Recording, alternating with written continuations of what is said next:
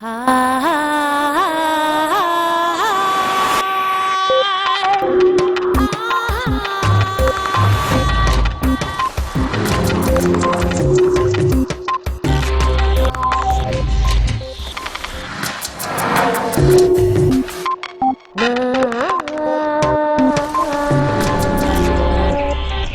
el futuro, se podrán predecir el comportamiento y la experiencia de una persona a partir de su actividad cerebral.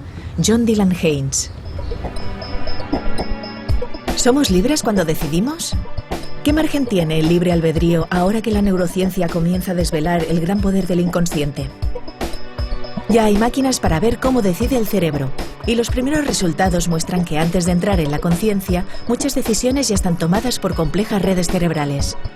Desde Berlín, John Dylan Haynes nos habla hoy en redes de sus experimentos para descifrar la actividad cerebral que se esconde detrás de nuestros estados mentales.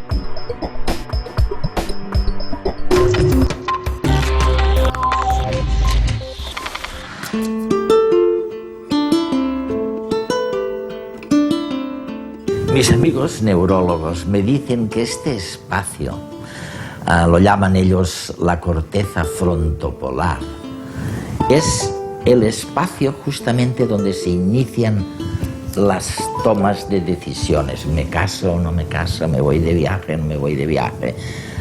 ¿Elijo esta carrera o elijo la otra? Es importantísimo. Pero resulta que los mismos neurólogos acaban de descubrir que 10 segundos antes de que yo decida, el cerebro ya lo ha hecho por su cuenta, sin que yo me entere. Y no solo esto, sino que 5 segundos antes el cerebro ya ha decidido con qué mano voy a pulsar una tecla determinada, la una o la otra. Bueno, el impacto sobre nuestra vida cotidiana de este fenómeno es impresionante. Claro, me dirán, seguro, ¿qué pasa con el libre albedrío?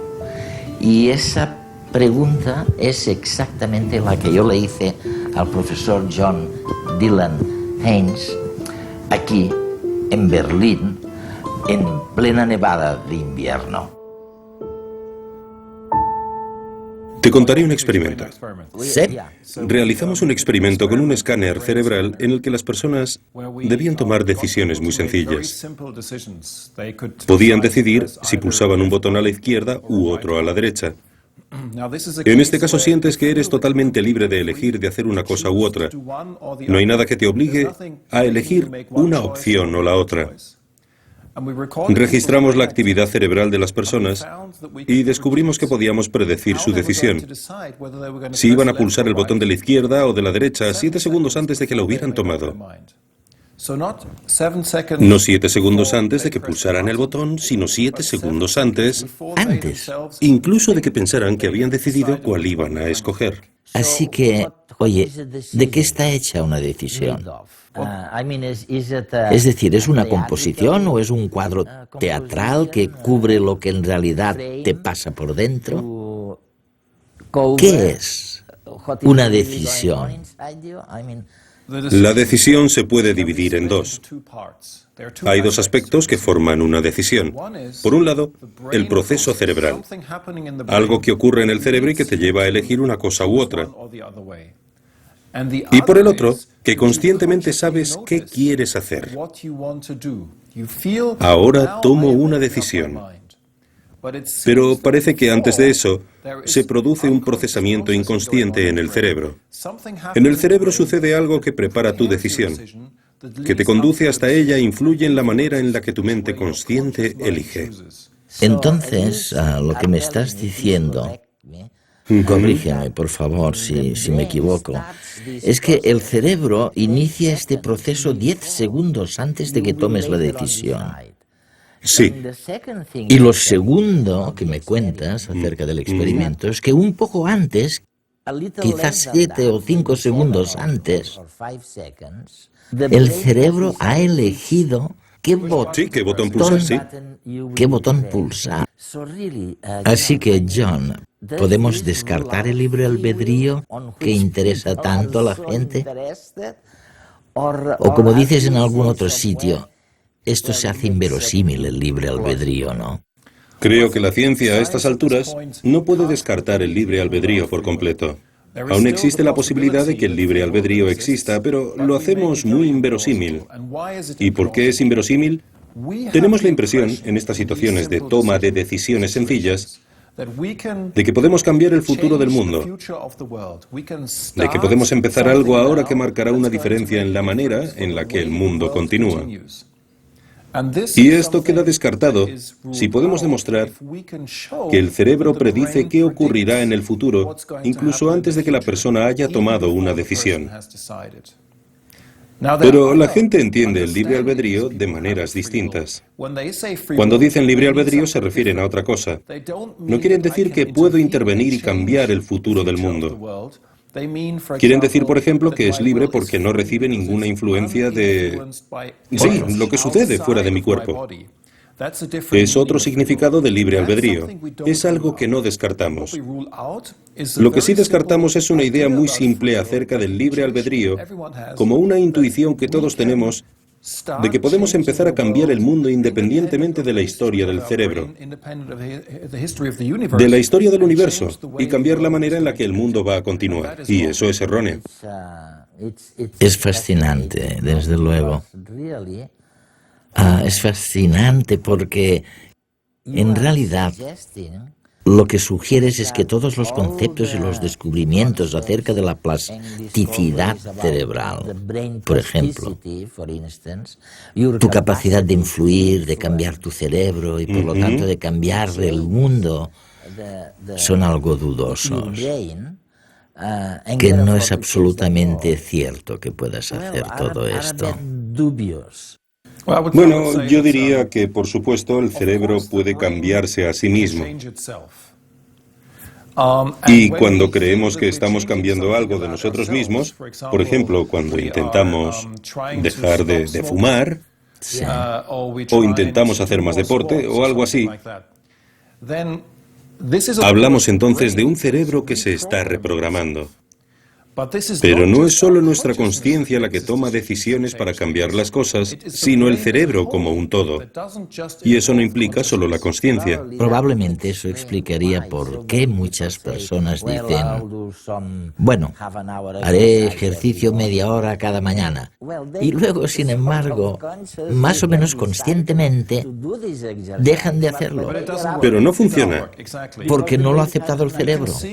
Puedes ver cómo la fuerza limitada de la consciencia se hará evidente en estas situaciones en las que debemos vencer fuertes tendencias a hacer algo distinto. Por ejemplo, cuando estamos tumbados en la cama. Estamos en la cama y vemos que necesitamos una fuerte voluntad consciente para levantarnos por la mañana. O, por ejemplo, queremos resistir la tentación de comer algo porque tenemos sobrepeso. Chocolate. O creemos que deberíamos hacer más deporte. En cualquiera de estos casos es como si la consciencia no tenga apenas fuerza contra estos impulsos inconscientes que tenemos de comer, de ser perezosos, de quedarnos en la cama, etc. Y esa es una manera sencilla de ver cuántas decisiones son tomadas por la actividad cerebral inconsciente.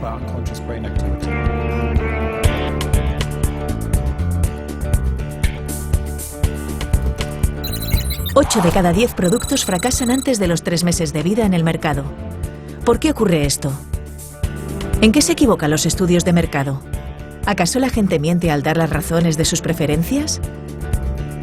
Efectivamente, así es. Las razones que damos a los encuestadores son falsas, aunque nosotros no lo sepamos. Sin querer, mentimos y nos creemos nuestras propias invenciones. No es que queramos boicotear las encuestas o el sistema capitalista. Simplemente no sabemos por qué compramos. Compramos por motivos muy diversos, y todos ellos están relacionados con fenómenos que se dan por debajo de nuestra consciencia, ligados a nuestro pasado evolutivo, a nuestra biología más instintiva. Determinados estímulos sensoriales activan zonas profundas del cerebro, como el sistema de recompensa, que nos pone en acción y nos impulsa a la búsqueda de alimento, sexo y seguridad, los 3 pilares básicos de la supervivencia en el reino animal. Se sabe, por ejemplo, que las imágenes de índole sexual modifican nuestra conducta, incitándonos a arriesgarnos más, a gastar más dinero. Por otra parte, los objetos relacionados con el poder también tienen el mismo efecto, sobre todo en el hombre. Coches caros, relojes de oro y todo tipo de posesiones materiales son vistas por el cerebro como una forma de trepar en la jerarquía del grupo y, de paso, conseguir un atractivo sexual adicional. Pero la sofisticación de los estímulos publicitarios puede ser todavía mayor. ¿Quién no se ha sentido identificado con una marca en concreto? ¿Eres de Apple o de Microsoft? ¿Prefieres Pepsi o Coca-Cola? Ya no queremos comprar objetos, sino maneras de ser, estilos de vida. Las técnicas de neuroimagen han mostrado que podemos llegar a preferir determinados productos, aunque a nivel sensorial no nos satisfagan del todo, simplemente porque tenemos asociados a ellos recuerdos personales positivos o esperanzas con respecto a un futuro mejor. Muchas marcas activan una zona cerebral tras la frente relacionada con el sentido de la identidad personal. Es decir, que somos capaces de comprar sus productos no porque los queramos, sino porque, de manera inconsciente, creemos que forman parte de nosotros mismos, los identificamos con nosotros. Algunas marcas estimulan incluso las mismas áreas del cerebro que se ponen en funcionamiento ante los símbolos religiosos.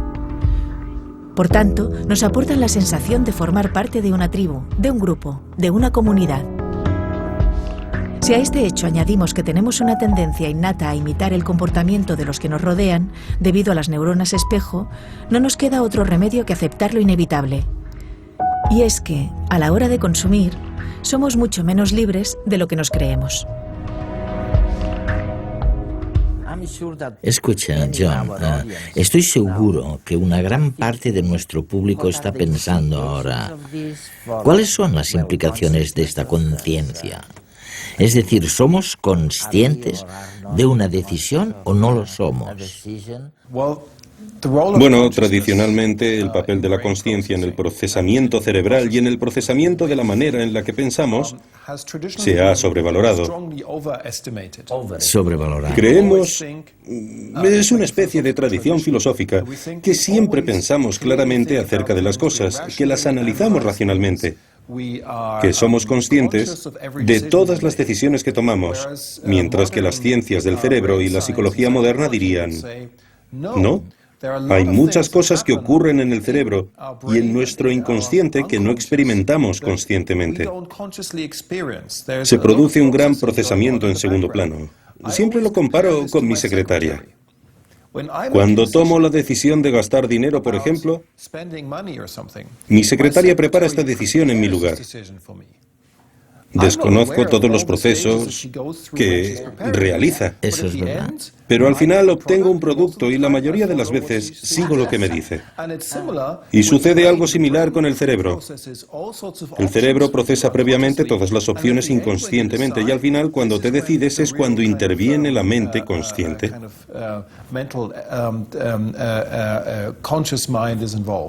Nadie niega la existencia de las decisiones conscientes, de las decisiones relacionadas con la consciencia, pero la investigación muestra que el tiempo en el que la decisión llega a la consciencia puede no ser el tiempo en el que se realiza la mayor parte del trabajo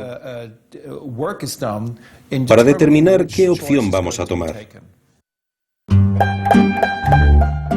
Si pudiésemos pintar en una uña 110 líneas verticales, todas iguales, y estiráramos el brazo intentando distinguirlas, no podríamos. Sin embargo, nuestro ojo sí que las detecta. Quien no las ve es nuestra mente. La consciencia ha de desechar gran parte de la información que recibe la retina para crear una imagen simplificada, mucho más útil, del mundo exterior. Y es que el cerebro humano contiene incontables mapas que corresponden de forma ordenada al mundo externo y superpone unos y otros para crear aquello que llamamos realidad. Si vemos una cotorra verde en la rama de un árbol, por ejemplo, las primeras en ponerse en acción serán el grupo de neuronas que gestionan el mapa del movimiento. Después, otro grupo detectará el color verde del animal. Otro grupo procesará sus formas, y así hasta como mínimo 30 mapas encargados de procesar cosas distintas relacionadas con la visión. Si además en ese momento chilla, neuronas del sistema auditivo del cerebro se encargarán de varios mapas distintos, el del timbre, el tono o la frecuencia. Todos estos mapas se unirán en el lóbulo parietal, donde se integrarán para dar la imagen del animal gritando. La información secundaria se perderá y esta nueva idea seguirá viajando hasta las áreas del lenguaje, donde el cerebro identificará al animal y le dará su nombre, la cotorra verde que grita. Si además esta imagen se compara con los cientos de cotorras verdes que hemos visto en nuestra vida, decidirá si su sonido nos resulta atractivo o irritante. Y es que las emociones son el último baño, el último mapa que necesitamos para saber cómo relacionar la realidad que nos rodea con quienes somos nosotros. La percepción del mundo depende de cómo lo procesamos. Por eso cada uno de nosotros es un ser diferente. Algunos aman ciertas obras de arte, mientras que a otros no les dicen nada. Ciertos símbolos nos emocionan y otros nos dejan indiferentes. Cada persona siente su entorno de una forma única e intransferible.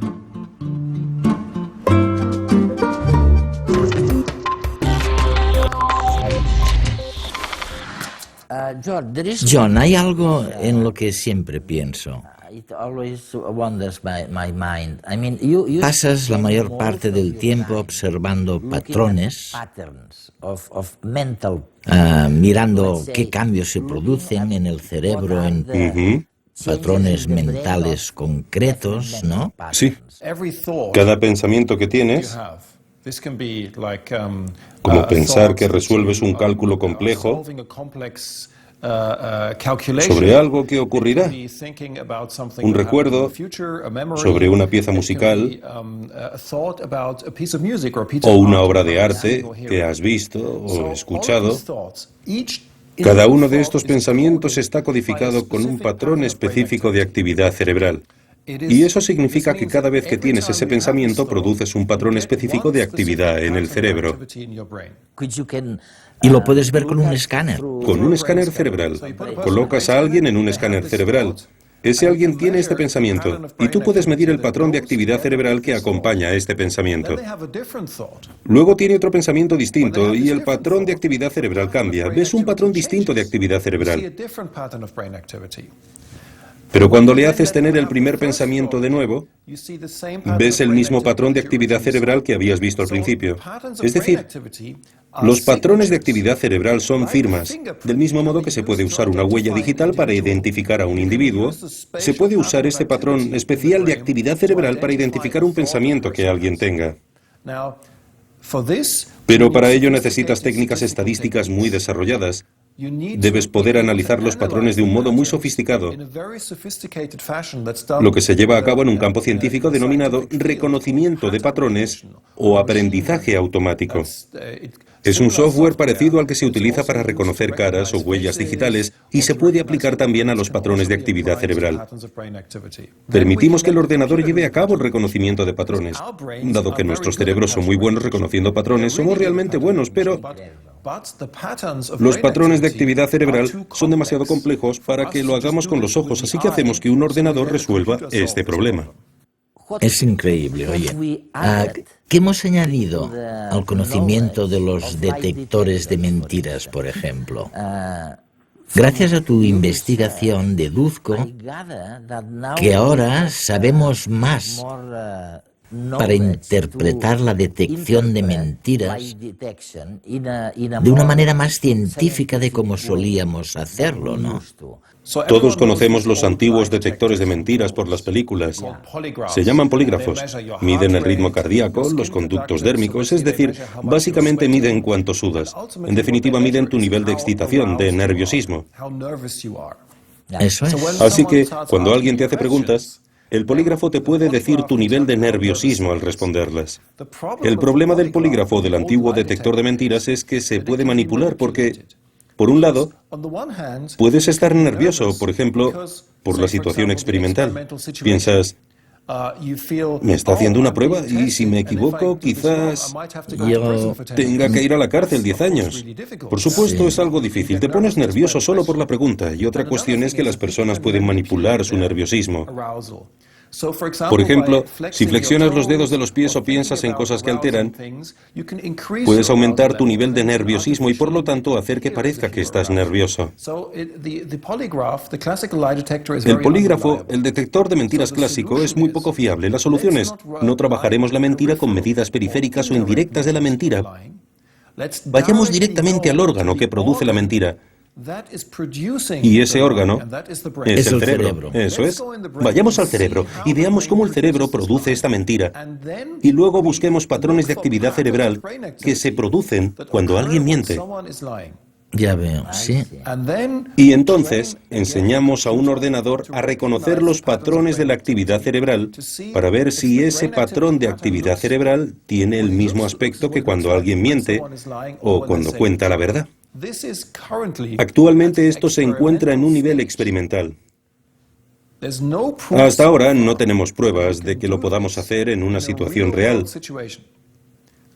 ya que cuando lo hacemos en un laboratorio se trata de una situación relajada. Son estudiantes. Ya lo veo, ya. Les pagamos, dicen la verdad o no sobre cosas que no les importan, que no les preocupan. En una situación real, cuando vas a una comisaría o a un tribunal, si quisieras utilizar un detector de mentiras con resonancia magnética, primero deberías probar que esta máquina funciona en este caso. Tienes una población distinta. No son estudiantes. Frecuentemente se trata de sociópatas, personas con trastornos mentales. Y no se trata de si ganan 20 euros o no, sino de si van a la cárcel 20 años. Como puedes ver, el panorama es muy diferente y todavía debemos investigar mucho para descubrir si esta dirección prometedora va a funcionar. Y si algún día vamos a ser capaces de construir un detector de mentiras con resonancia magnética. Cada pensamiento, ya sea un razonamiento, un recuerdo o una ilusión, está codificado por un patrón específico de actividad cerebral. Y cada vez que pensamos lo mismo, el patrón también se repite. Los escáneres están comenzando a mostrar estos patrones. Por tanto, parece que pronto podremos saber lo que una persona está pensando. De hecho, ya se puede interpretar hasta cierto punto la actividad mental de pacientes paralizados, que no tienen la posibilidad de moverse ni comunicarse. Quizás en pocos años podrán detectarse las mentiras o incluso controlar máquinas a través de la mente. Sin embargo, algunos científicos se mantienen escépticos sobre el futuro de este tipo de tecnología. Los experimentos llevados a cabo hasta el momento no pueden extrapolarse al estudio del cerebro en la vida cotidiana. Y aunque los resultados obtenidos son significativos, tampoco son concluyentes, por lo que parece demasiado pronto para lanzar las campanas al vuelo. Finalmente, muchos cuestionan los métodos de neuroimagen en sí mismos. Muchas claves necesarias para entender los patrones del pensamiento podrían no aparecer en las imágenes. No podemos estar del todo seguros de qué es lo que en realidad nos muestran las fotos, ni de cómo debe ser interpretado. ¿Crees que nos dirigimos hacia una sociedad en la que leer la mente será muy fácil? La gente tiene esta fascinación inmensa y al mismo tiempo tiene miedo. Sí, por supuesto. Tiene mucho miedo. Sí, porque me gustaría saber lo que los demás piensan, pero no quiero que nadie sepa lo que yo pienso. Me gusta mi privacidad. Y esto implica un dilema ético. Por un lado, veremos cómo cada vez se usan más estas tecnologías, especialmente con pacientes, porque estas tecnologías se pueden usar también para ayudar a los pacientes paralizados, cuando no pueden moverse ni comunicarse. O podrían ser de ayuda en los descubrimientos del trabajo de Adrian Owen y Steve Loris, para descubrir si los pacientes en coma aún tienen actividad mental. Así que hay usos clínicos. Pero existen también otros usos en los que necesitamos un debate ético. Debemos pensar, ¿queremos esto o no? ¿Queremos usar un detector de mentiras y también se le puede dar un mal uso? ¿Queremos mejorar nuestra seguridad, por ejemplo, instalando detectores de mentiras con resonancia magnética en los aeropuertos dentro de 100 años? ¿Es lo que queremos? Necesitamos un debate ético acerca del uso de estas técnicas. Voy a plantearte una pregunta muy seria. Sí. En Facebook tenemos un club de fans. Creo que son unos 400.000. Gran parte del mundo hispanohablante, que son también fans de redes, nuestro programa de ciencia. Y acaban de hacer una camiseta que te quería enseñar. Mira, dice aquí, ninguna de tus neuronas sabe quién eres ni le importa. Y mi pregunta es, oye, ¿es cierto eso que dice la camiseta o no lo es? La persona que inventó esta frase ¿estaba muy alejada de la verdad o tu investigación ha llegado a una conclusión cercana a este razonamiento? Es absolutamente cierta. Lo es. Y lo es porque tu mente no es algo que tenga que ver únicamente con neuronas individuales, sino con todo el cerebro. Es una propiedad de todo el cerebro. Necesitas el sistema entero. La neurona individual, evidentemente, no sabe nada de lo que hacen las demás, o sabe muy poco. Pero tu mente, tus capacidades mentales son algo realizado por todo el cerebro, no solo por neuronas individuales. Así que estas no saben quién eres en realidad. No saben quiénes somos. Según nuestros conocimientos científicos actuales, podrías formular una pregunta a una neurona y ésta no sabría a qué cerebro pertenece. Y no le importa nada. Y no le importa.